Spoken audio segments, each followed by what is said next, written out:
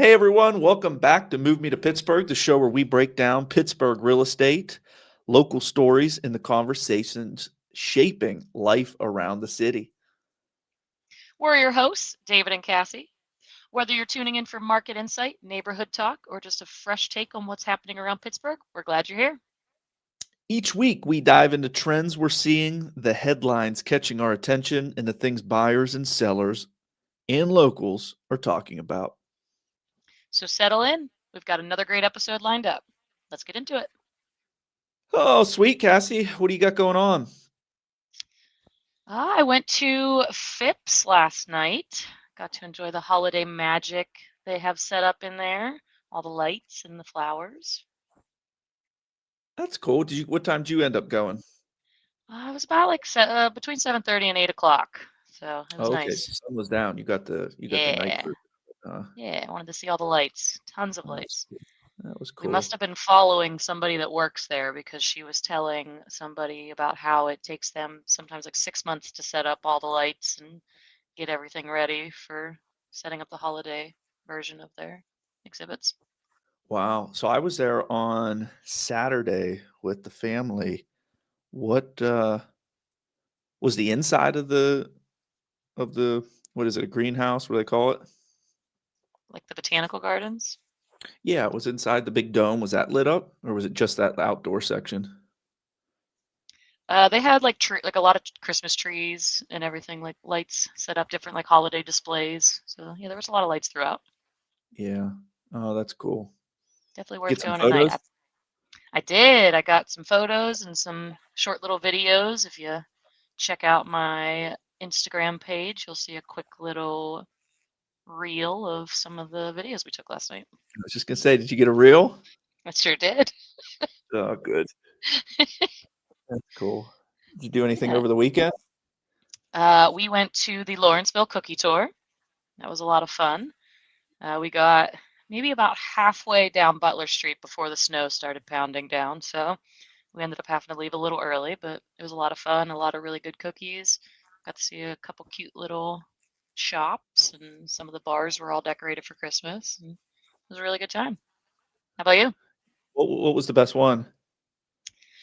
Um, It's a tough. the cookie wise, I always really like Iron City Boulders. They always have a large table set up with different cookies, and they give you the recipes and everything for them too. So those are always my favorite one. That's the rock climbing gym down there. Yeah, that was actually the question. Wasn't the what was the best cookie? It was more what was the best location. Yeah, I did see that on your Instagram story. That one looked cool. yeah. What's that one called? It's in Lawrenceville. It's I believe Boulder it's what? Iron City Boulders. I Iron believe City so. Boulders. Yeah, Oh, that's cool. That's yeah. a neat way to get into local establishments that you wouldn't typically go to. Absolutely. And when you posted that photo, I was like, oh, that's a Yeah. cool way. Because They other do. than that, I wouldn't probably go unless they were like free Yeah. lessons for a day I didn't or realize it was there until actually the cookie tour a couple years ago. That was one of the places we stopped, and we go back every year. And they do offer, I think, like a $10 day pass coupons or something every year while we're there. So I've Hmm, picked them up, just haven't used them yet. I'll have to try it out. yeah. So other than like bars and that rock climbing one, was there any other ones that Yeah, stood out? one of the little art galleries down there. I would have to Art look up gallery. the name. They had like some little, I know they had a couple like blankets that people had made hung up. And what I really liked about that was, so they were for sale, but they also told the backstory behind it. So like if it belonged to, a family, they kind of told their little story and how they are excited for it to join in on another family. That was pretty cool. I'd have to look up the name of that one again though. I think she was actually just in the news. If it's the one that I'm thinking of, is she like making blankets for refugees or something? I'm not sure. I just kind of Yeah, read what was there. Yeah, it's something to look that's, into. yeah, well, that's cool. Yeah. How about you? Yeah, no, I just went to. I guess after Phipps, we ended up going to the downtown, um, like the German markets that they do every year. How This was time that? it was not at the PPG place. They Hmm. ended up having it in the cultural district. It Yeah. was still neat, but they had it, kind of scattered around. Mm. I think that It was has to do with the snowing, so construction, that right? was Like good. Yeah. it's planning to come back. Yeah, oh, yeah, they're completely renovating the, Market Square down there, so they Yeah. had to move it. I thought it was gonna be, when they did say it was cultural district, because 'cause they've also moved the, uh, arts festival from the point to this section, like, over COVID. They shut Okay. down a piece of the highway and turned it into, like, a green space where you could host events and stuff. Yeah. So, yeah, you had to, like, cross the street and everything. It was snowing. That made it really fun. So we got some, blue vine, like a German wine that's Oh, heated up. So that was really good. That was fun. Um, what did we get? Did we get anything? I think Shannon ended up getting a felt, what is that? Mistletoe? What's that stuff that you're, like, supposed to kiss each other under? mistletoe. Mistletoe. Yeah, out of felt. I guess felt's a big thing right now in the craft space. Maybe it always was, but Interesting. I'm now seeing it Yeah. all over the place because we saw it at the craft market thing we were at. It's like Yeah. every 5 booths, there was at least one person that had little felt characters and stuff. I think I saw a couple last night when we were like at Phipps in their little shop. They had like little rabbits and little fox all made out of felt. Oh, they have a cool, I like that section in the Phipps where they have the, birdseed. It's all, like, glued together like a, Didn't what are notice it. the houses that you make around Christmas time and you eat them? Like the gingerbread houses. Yeah. Yeah, it look like I've never gingerbread actually houses. eaten one, but I've made a couple. Yeah, that's what they look like. They're cool. Very cool. I Yeah. also did a little bit of our homework last week and I watched Love the Coopers. How was So that? good. Good. I really liked it. I saw a lot of different areas of Pittsburgh. They have a lot of scenes in the airport.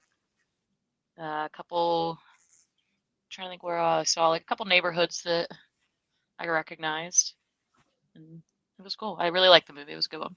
A lot of big actors in it.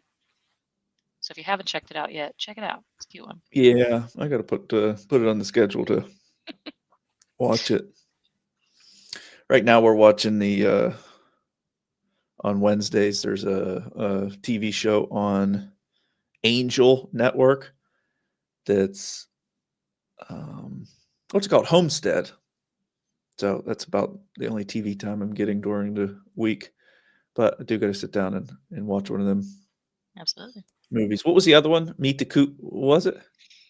It was Love the Coopers, Love the and Coopers. I don't remember. I remember Yeah, we'll Kristen just Stewart was in it. that one. Yeah. Well, speaking of downtown, they're getting, 3 new businesses that all opened up this week. There was a, Origin Story Coffee that moved down to Smithfield Street, was in the former Creative Coffee Co. space. Uh, all at the same time, then they walked across the street to it's called Conflotry? Conflotry. It's a florist. That one's at the 208 Fifth Avenue building. Before it was Ruckus Cafe. Or excuse me, no, the final one was Ruckus Cafe. This is the second Ruckus location. Cafe expanded to downtown, originally from Shaler. So all 3 of those businesses received support from the Pittsburgh Downtown Project. So that's exciting. 3 businesses in one day that all opened up. Oh, it's awesome. I do like Ruckus. It's a good one. Yeah, so they're really doing a big push to get as many businesses into the downtown before the draft. Yeah. So that's exciting to see. Anything you want to mention? I mean, about the openings or No, we can jump over to North Side. What's going on the North Side? so the Science Center, which we all know went through a name change, it is now the Kamen Science Center, thanks to Dan and Carol Kamen. They had the largest donation in the Science Center's history, which was a $65 million donation. And that's going to change the Science Center as we know it. So, I mean, I actually have been in it in the last couple years, so I am excited to see what's going to be new there. The goal of it is to refresh the exhibits, introduce new learning environments, and they want to expand the appeal to like teens and adults as well now, while still keeping it engaging and accessible for families. So the first one that they opened it's called Sports 360. It is an exhibit that spans 9,500 square feet and it includes 25 interactive stations. It's organized into like 4 zones, which is prepare, practice, participate, and GoPro, all designed to let visitors experience the thrill of sports with the science behind play. So guests can test like reaction time, explore balance and biomechanics, learn about sports nutrition, safety, and try activities that are inspired by professional training and game day roles. I saw in a couple pictures that they had a little section that had like looked like little lockers that they have like in the sports locker rooms, a little penguins section that looked like it had maybe a little ice or something. I'll have to go check that out. But yeah, so over the next 2 years, they actually want to roll out the major upgrades. Their goal is to be done in 2027, and it's going to include things like a 4-story interactive art installation. They're going to have a new exhibit that's called Building Futures. So this one's going to highlight the science behind in-demand skill trades that would be like plumbing, carpentry, HVAC, and more. I do believe they are also going to I saw KDKA posted a video that they're going to have a 2-story electric car track. The From the looks of the videos, you can actually get an electric car. They say it's similar to like a little Tesla, but it's like a little go-kart. It looks really cool. And then they're also, aside from exhibits, they are going to include a riverfront restaurant and lounge and a digital media wall and just, overall upgrades designed to make it a fun destination and not just a quick visit for people. Sheesh. Looks pretty Wow, cool. that's a lot. Yeah, a For lot anybody going watching on. online too, here I got a photo of it. They already did put this big sign up and really doing a Did. lot of stuff over there. So that's exciting. Yeah, yeah, it looks like it'll be pretty neat, and I Wonder like where the they would idea. put the cars at. I have no idea. I'm very interested to see how they're going to change it. Yeah. I didn't see that one in the article that I was reading, but like I said, KDKA, one of the news anchors, went there and sat in the cart, and then they talked about it with the owners. Oh, that's cool. So yeah, that would be a really fun one. Yeah. And there was one other thing over there on the north side happening. Oh yeah, the Park House reopened. So they shut down in 2020, and they are finally under new ownership have been able to reopen the nearly century-old Pittsburgh bar. It's one of the oldest bars in the region. It first opened in 1933, shortly after the era of Prohibition came to an end. And according to local lore, it may even hold one of the first liquor licenses issued in Pittsburgh once alcohol became legal again. So they reopened on December 5th, and they chose that date because it's known as Repeal Day, and it's the anniversary of the repeal of Prohibition, and it aligns with the same date that they opened nearly a century ago. So they are back open, and I'm excited to go check it out. Have you ever been there, Yeah. Dave, before they closed? No, never been there. I I have actually not. saw the post about it being the first liquor license that the city of Mhm. Pittsburgh gave out Yeah, for Prohibition. absolutely. Yeah, I remember I think they used to give out like popcorn and peanuts. I remember that was one of their big thing that, I had a lot of friends that used to go there all the time. I believe they used to do maybe like bluegrass nights or something there on Wednesdays. So I'm not sure if they'll restart that again, but that would always be fun. Trying to show it here on the screen for you guys to see it.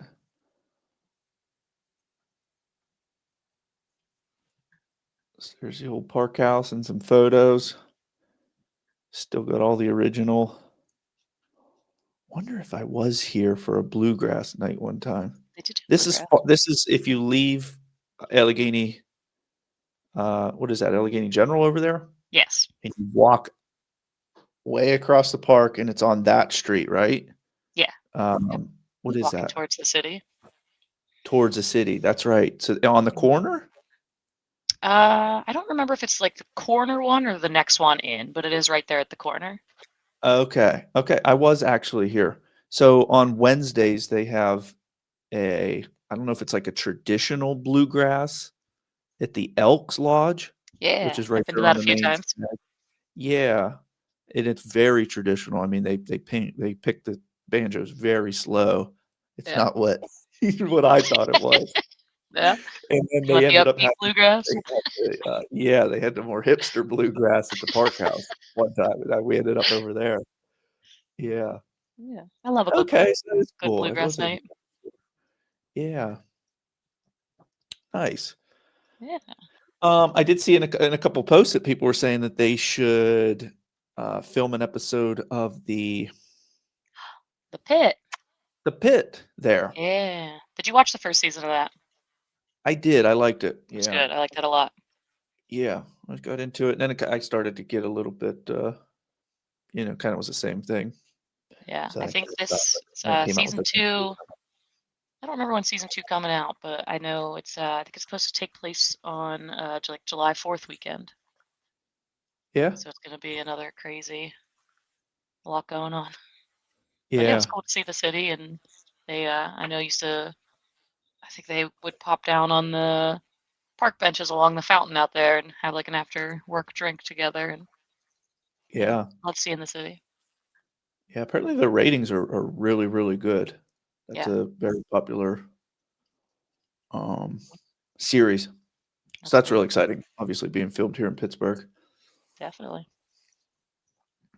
Um, so yeah, some big news happening up in Springdale last night. They did end up voting. The council voted on moving forward with the data center.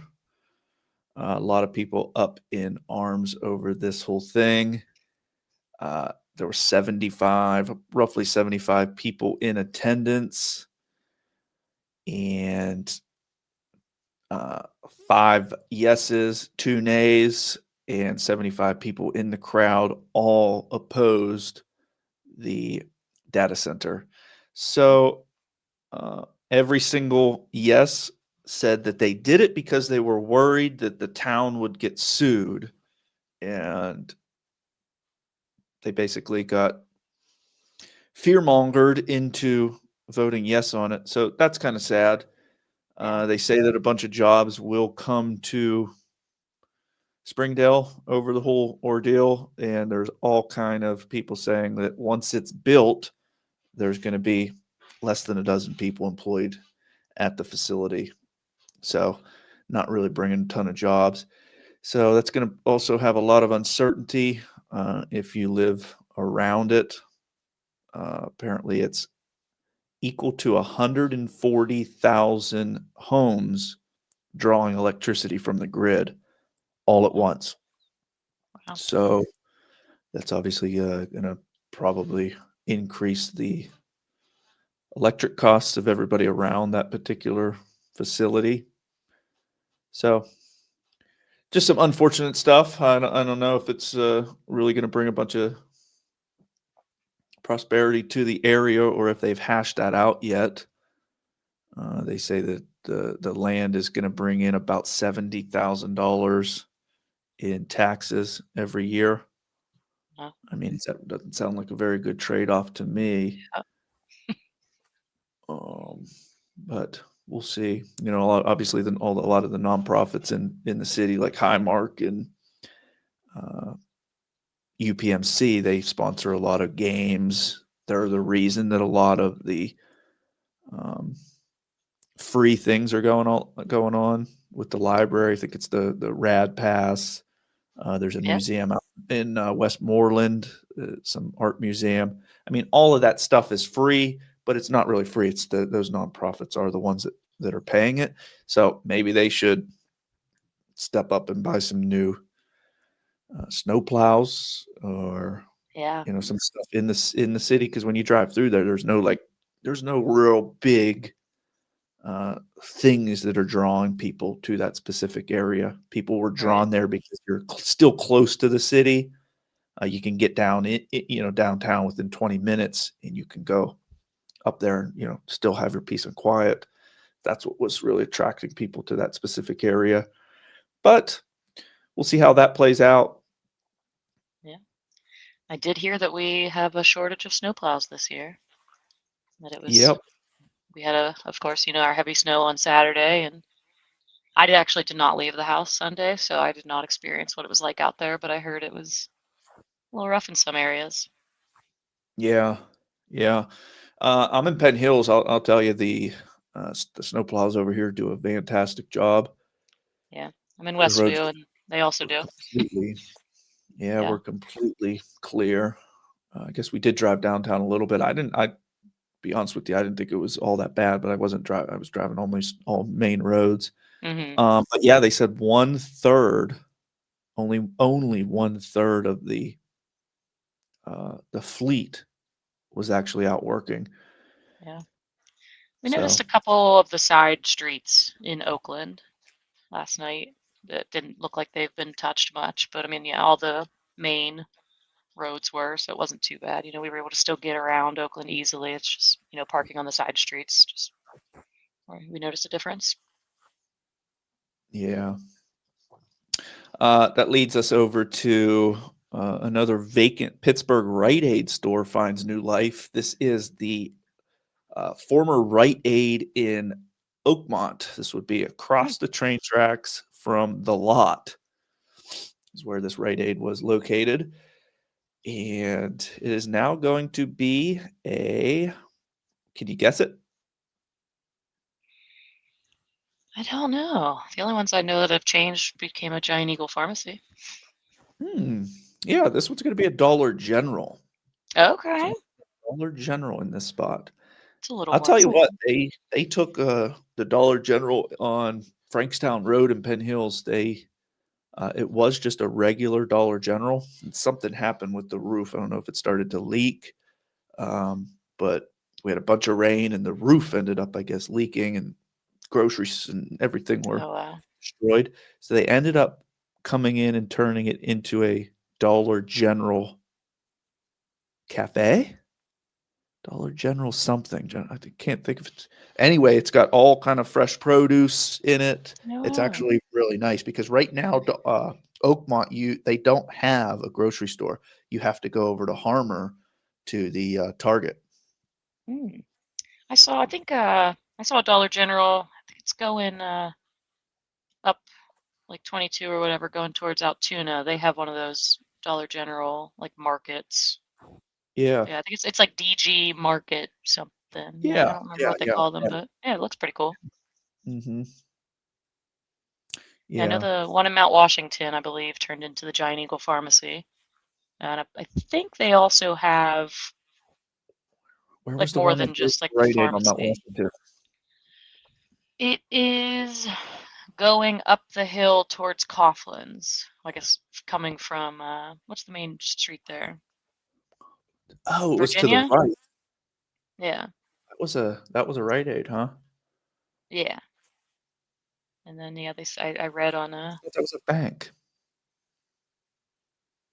we might be thinking of a different spot. So right next to Shop and Save to the left? It's down the road from Shop and Save, yeah.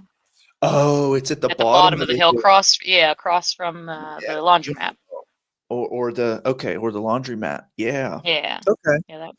Yeah, I heard What'd they that put turned there? into You said a technical they said it was like pharmacy? a Giant Eagle pharmacy, and I believe it's gonna have like just like quick things that you would want to run to the store for as well. So maybe somewhat similar to a Rite Aid, but Giant Oh, Eagle well, now has it. that's a big space. I do remember that. Yeah, Uh, okay. Speaking of pizza, I heard that pizza's good. That's right down that main drag right it there. is. Yeah, we used to get that a lot when we lived in Mount Washington. It's pretty Yeah, good. ice cream on one side, pizza on the other. I only ever had the pizza. Yeah. I didn't know ice cream was there. Yeah, it's the same company. Yeah. Okay, cool. Speaking of Oakmont, this is you're gonna see some crazy numbers here. Um, my screen pop up. This is from Zillow. Zillow says, "What are the best neighborhoods in Pittsburgh?" Mm. Actually, this is not the one I wanted to hit on. Let me see.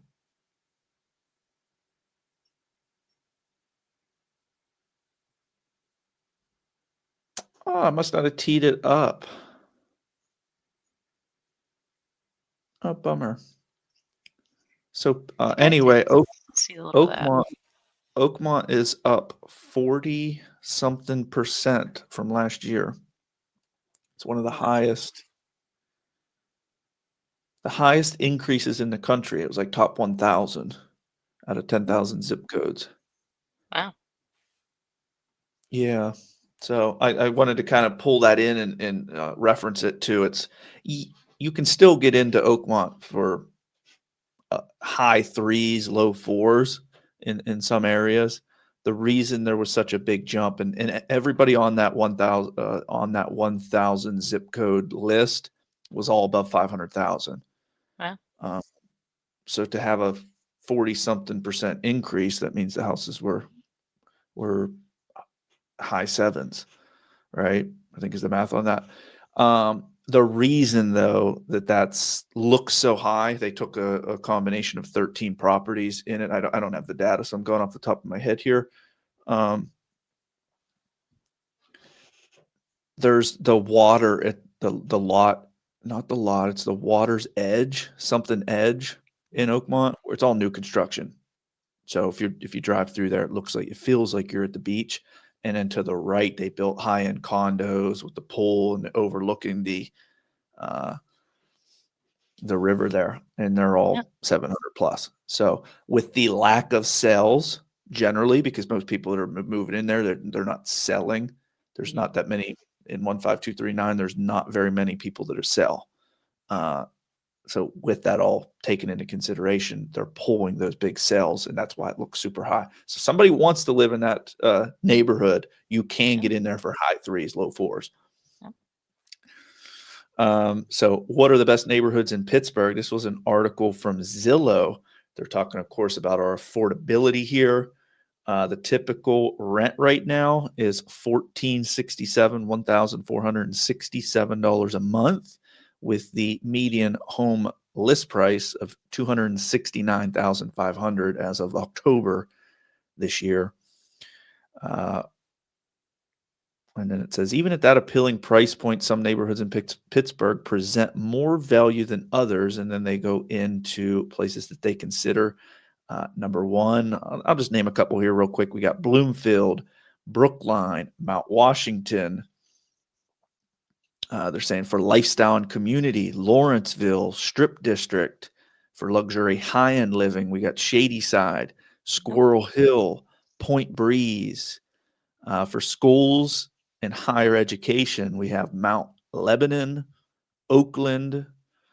For more quiet living, we have Highland Park, we have Regent Square, and then it goes into how to choose a neighborhood in Pittsburgh and goes down the list on some different ideas on what you're looking for and where to go. It's interesting. You have any specific areas that really stick out to you on people that are moving here where they tend to gravitate toward? I have honestly a lot right now that are looking kind of in like the Lawrenceville, Bloomfield, Greenfield, like that type of area. But I feel like a lot of mine's been kind of spread out. But I know a couple of like the out of state ones moving. That was definitely towards like Lawrenceville, Mount Washington, because I know they know that's high up on the list always. What have you been seeing? Which one? What was the last one you said? Mount Washington. In Mount Washington. So Yeah. Bloomfield, Lawrenceville, Mount Washington are the top three Yeah. you're seeing. Yeah. Yeah. I think a lot of, buyers that I've talked to that are moving in just because, they know that it's close to the city, but also accessible to a lot of other areas. There are tons of little restaurants, coffee shops, bars, like all kinds of stuff to do around there. Yeah. Public transportation is also good in, the areas. So that's kind of what I'm seeing. Yeah. I'm seeing Brookline. I know Brookline was mentioned on it. Bloomfield. Bloomfield is more inner city. That's known as Pittsburgh's Little Italy. It says that here that Bloomfield is a walkable neighborhood with plenty of charms. Think colorful row houses, and that's about Yeah. exactly right. A lot of row houses. To get the parking there, you're going to need to go. It's saying here that the median list price is $359,000. You may get an off-street parking at that price, but you are up into the high fours, low fives to get a garage there, Yeah. and it's still starter at that price. But what I do see is the median in Brookline, $217,000. That's half price, and I'm not even talking Lawrenceville. Lawrenceville is obviously much higher. So Yeah. it's typically where do they want to go? Lawrenceville Strip District, and then it's after they realize like, okay, I'm going to need more money to get into that specific neighborhood. I can Yeah. still go to Bloomfield. Broomfield, by the way, guys, anybody that's listening, is where the uh, Children's Hospital is. So it sits above up the hill from Lawrenceville. So half price to go out to Brookline. That puts you about 15 minutes south of the city, right behind Mount Washington. They have a very nice business district. I have to get the list of businesses on there. Some of the more famous ones, Pita Land. They got one of the city's only nightclubs. I can't think of the name of that. It's I can't think of it. Yeah, but they have one of the most authentic tacos that you can get right on the street. So yeah, that's it's really cool out there. There's a lot of older architecture as you go south. I be honest with you, I don't typically go too far south for many reasons. I think there was a Fresh Yeah. Time market out that way that I would used So, to go to when I lived on Mount Washington. But typically there's like a little bit of a rivalry between the south and the north. And I've always kind of gravitated towards the north just because it was so much quicker and easier to get mm, in and out of versus going to the south when you go out there on what is that, Washington Road. It's just yeah. red light after red light after red light after red light. Yeah. Unless you take the back streets uh, through the side, you're at least moving, but then you get stuck at stop signs. Uh, but it's been such a long time that I was out there. I was actually showing a house a few weeks ago in South Park, so I drove the whole Hmm. way along the I like South Park. Washington. What is that? I think it's Washington Pike, something along the drive. Mm, Yeah. yeah. Anyway, the architecture is so old. It's really beautiful to drive out there compared to the North Hills. It's a little bit, and I'm Yeah. talking up higher in North Hills, like you're getting into Cranberry and those sections. It's Yeah. like all brand new stuff compared to the South. They just don't have the new construction like they do in the North. I think that's actually it's prettier. It's more Yeah. like I don't think nostalgic is the word. Was that quintessential? Like you hear that word all the time. Yeah. Did Yeah. you go visit the is it the bison or buffalo? I forget. I don't remember the difference between the two. But they have them in South Park. No, wasn't it? Yeah. We did No. have, yeah, they had a baby this year. Yeah. No. Do you I've remember what seen that them. was called? That's okay. It was No. something zoo though, wasn't it? Yeah. It's just like a little. No, it's just like at the park. Was there Like such a thing? there's just a little area that they have them. Um, Mm. yeah, it's cute. I've seen them before. Like when you ever, I don't know if you've ever walked through South Park or even drove through it, like through the park itself. It's really cool. I used Yeah. to take my dog walking down there all the time. Oh yeah. Yeah, you can every now and then the bison or buffalo will be like where you can see them.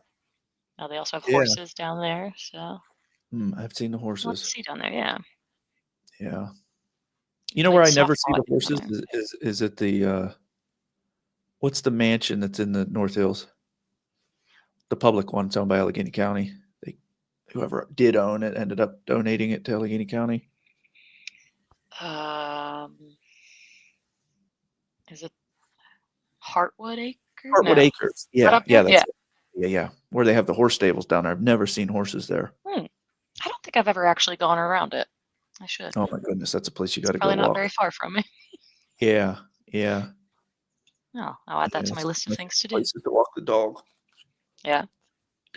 Yeah, so some mortgage news, though, on the other front here while we wrap up. The 30-year conforming today is 6.2, 30-year jumbo 6.5, 30-year FHA is down to 6.03, 30-year VA is down to 5.8, and the 15-year conforming is 5.4. So we're seeing a little bit of a rate drop today, and that takes us over to briefly talking about the Fed rate cuts. They ended up cutting for the third time in 2025, but there's some mention that they will not be cutting next year nearly as much. They're anticipating one cut for the entire year. So that's drawing into, is it time to possibly make a move? That's 3 cuts in 1 year starting in 2026. I would imagine we're going to start seeing some more inventory. And I mean, let's say we better hope that we see some more inventory hitting the market, or as prices are going to continue to rise rapidly. I did see an article here worth mentioning. It was, never mind, we'll take it off of that one. I don't have it pulled up. But one that I wanted to talk about was marketing news. The real estate industry is pressuring Zillow and other sites. Excuse me, this is actually a separate article. This is the real estate industry is pressuring Zillow and other sites to nix extreme weather risk data buyers have come to rely on. Now, as you get into this article, the headline kind of makes it sound like they were nixing the extreme weather data completely out and leaving them with nothing, or that it starts off by mentioning the fire data. So they wanted that nixed, removed from Zillow because the argument was it's causing people to not buy in fire, high extreme risk of fire areas. But then it goes on to say that they're saying that some of these areas are high risk to flood, and it was causing people to not buy in those specific areas because they thought there was flooding. Meanwhile, FEMA doesn't even recognize a 500-year floodplain there. So that was interesting. Our website that we use, so anybody that reaches out to us and starts working directly with us, we sign you up on a search, and we have all kind of data on. It's called Real Scout, and what's on there is it gives you the noise levels, walkability, your climate risk, pollution, air quality. It gives you all of that data. So if anybody is looking anywhere in Western PA, we can save you a search on that, and that will still give you the data. It has been removed from Zillow, at least for now. Any comments on that? Not on that. Yeah, I don't get too many people that are like, I really love that extra data on it, but I bet you as soon as we would remove it, they would be like, where's it at? It's kind of like things where nobody, we don't know. We can't see where you're clicking on Real Scout to know whether you're enjoying that data or not.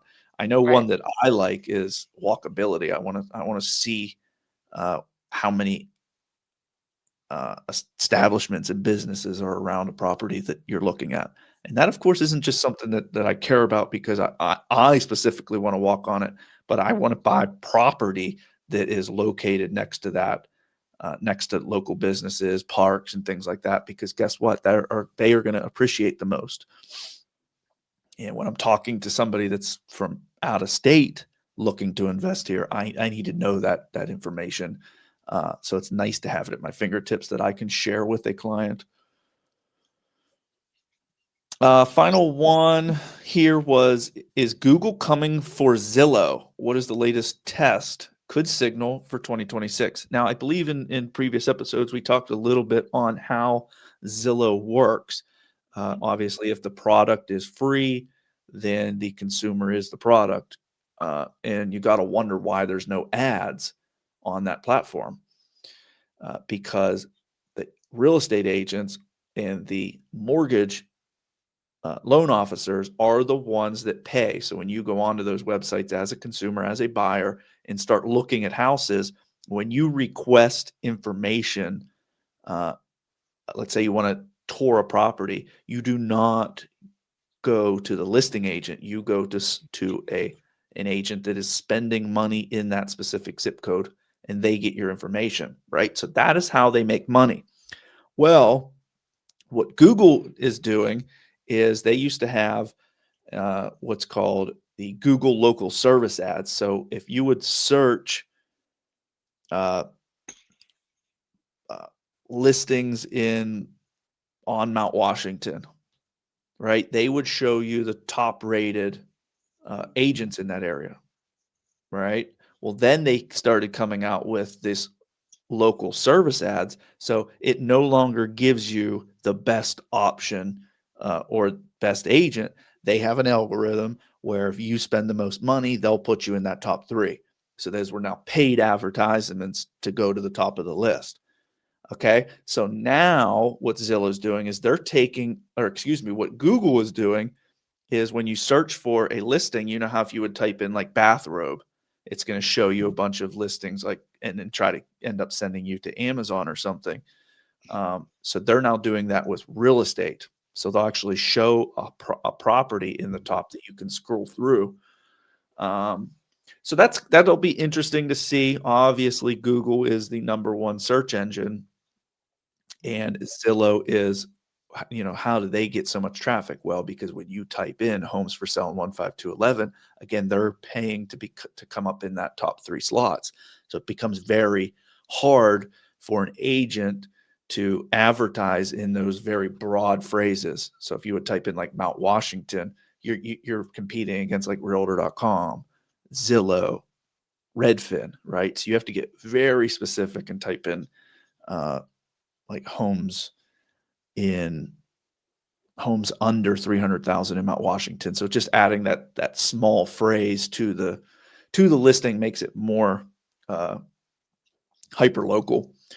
So we'll see how that ends up playing out in 2026. If people will then start looking on Google as a way to purchase real estate. So Yeah. we'll see. Yeah. Cool. One more exciting thing for 2026. It's big travel news for Pittsburgh. Pittsburgh International Airport is now launching nonstop flights to Dublin, Ireland. This will begin May 25th, I believe, May 25th, 2026, with Irish carrier Aer Lingus. So that means for the first time ever, you can fly straight from Pittsburgh to Dublin with no layovers. They're going to offer it, I believe, 4 times a week. It's Mondays, Wednesdays, Fridays, and Sundays. So, this new route's going to be great for vacations, business travel, and it actually lines up perfectly with something huge on Pittsburgh's sports calendar. In 2027, to open the season, Pitt Panthers are going to play their college football game against Wisconsin in the Aer Lingus College Football Classic. So I believe that's August 28th. It's the end of August 2027. So you can take a flight straight there, check out the game. I know Blucher has been mentioning a couple times he wouldn't mind going out there. So that we'll see if we actually make it. Ireland is high on my list. So I'm a Penn State fan, but I'll go see a Pitt game if it gets me to Ireland. Yeah, I just typed in what is the time on the it's still saying one stop. What does it say there? What a flight directly to would be? I Because I'm don't think it seeing here did. with one stop to Dublin is 8 hours 40 minutes, It's not bad. which is I'm not doable. sure. Oh yeah, definitely. I was Yeah, going to say Ireland somebody. has always been very high on my list, so I would love to go, but Yeah, we might have to wait and Londonderry, 14 hours 30 minutes. yeah. I'll That's have to, getting to yeah. be be tough there. Yeah, I would probably I would want to definitely have stop. to check it out. That's what I say. Most people I know that went to Ireland, they try to make it into 2 weeks because of the Yeah, time. So I yeah, wonder if, yeah, 8 hours seems to be half doable. absolutely. As long as the flight takes off at Yeah, 8 o'clock at night, right? yeah. What what's the longest flight you've ever taken? Um, wasn't very long. I think I went to Vegas. Okay. Vegas. I don't know how long that was. And Yeah. then I don't think it was very long either. I went on a mission trip to where was that? South America somewhere. Okay. I can't think of what it was. That's cool. Honduras. Oh, very nice. Yeah. That's What was it? cool. Pittsburgh to Honduras. How long was yours? I went to, I believe my longest was Montana. I went to Glacier National Park in 2020. My little cousin got married there. I want to say it was a little under 5 hours, so Five. not too bad. Yeah, Yeah. Yeah. Yeah. good San run there. Pedro Sula was 6 hours 55 minutes. So Okay. that wasn't bad at all. Yeah. Yeah. Yeah. Cool. Hey Yeah. guys, something I want to mention to our viewers: if you see our clips or watch our show here, I really want to bring on a guest. Start bringing on guests after the new year. So if you know anybody that you think would be a good fit conversationally, I know we've reached out to a couple attorneys, to home warranty reps, mortgage professionals. So if you know anybody, drop it in the comments. Come join us. Yeah. Make sure to like this episode. Like and subscribe, isn't that what everybody says? YouTubers. So like hit like and subscribe down below, I think is where it is. Yeah. Uh, Smash the but like all right. button. Yeah, smash the like button. That's what they say. We got to get up on the lingo. Mhm. All right. Well, that's going to do it for this week's episode of Move Me to Pittsburgh. Thanks for spending time with us. And hey, if you enjoyed the episode or have any questions you want us to cover next time, send them our way. We love hearing from our listeners. And if you're thinking about buying, selling, or investing anywhere in the Pittsburgh region, we're always here to help. Thanks for hanging out with us. We'll see you next time on Move Me to Pittsburgh.